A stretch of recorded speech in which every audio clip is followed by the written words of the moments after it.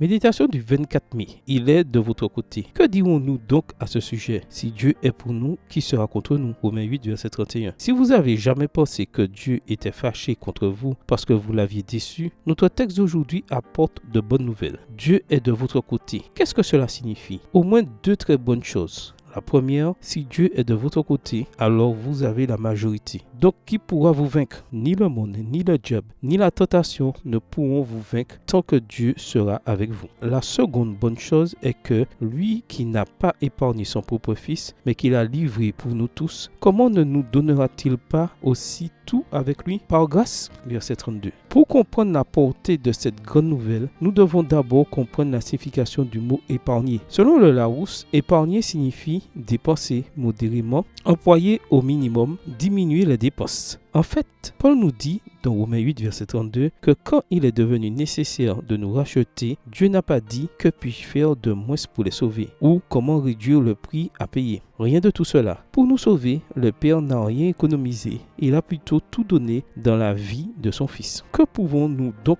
en conclure? Paul affirme que si, pour nous sauver, Dieu a donné son Fils bien-aimé, alors il nous donnera certainement avec lui toutes les autres choses. Son amour, son pardon, son acceptation, même si nous lui avons tourné le dos. N'est-ce pas merveilleux? Ce dernier point est illustré par Dutch Elmondi avec le récit d'un jeune homme qui s'était rendu à Chicago pour vendre la récolte de son père, un fermier qui était aussi prédicateur. Ne le voyant pas revenir, son père inquiet se rendit dans la grande ville pour apprendre que le garçon avait vendu le grain, mais qu'il avait dépensé une grande partie de l'argent en Paris. Puis il s'était enfui en Californie. Le père s'y rendit également. Arrivé à San Francisco, l'homme mit des annonces dans les journaux. Puis un jour, après avoir prêché dans une église locale, il remarqua que quelqu'un était resté dans l'église après le service. C'était le garçon. Que fit donc le père? Le réprimanda-t-il? Le traita-t-il d'ingrat? Non, Mondi raconte qu'il l'embrassa et le ramena chez lui. Il n'a pas épargné ses efforts. N'est-ce pas ce que le bon Père Céleste fait avec nous? Prière. Merci, bon Père, car tu es toujours de mon côté, dans mes luttes, mes défis et surtout quand j'ai péché. Je loue ton nom aujourd'hui et à jamais. Bonne journée à vous et que le Seigneur vous bénisse.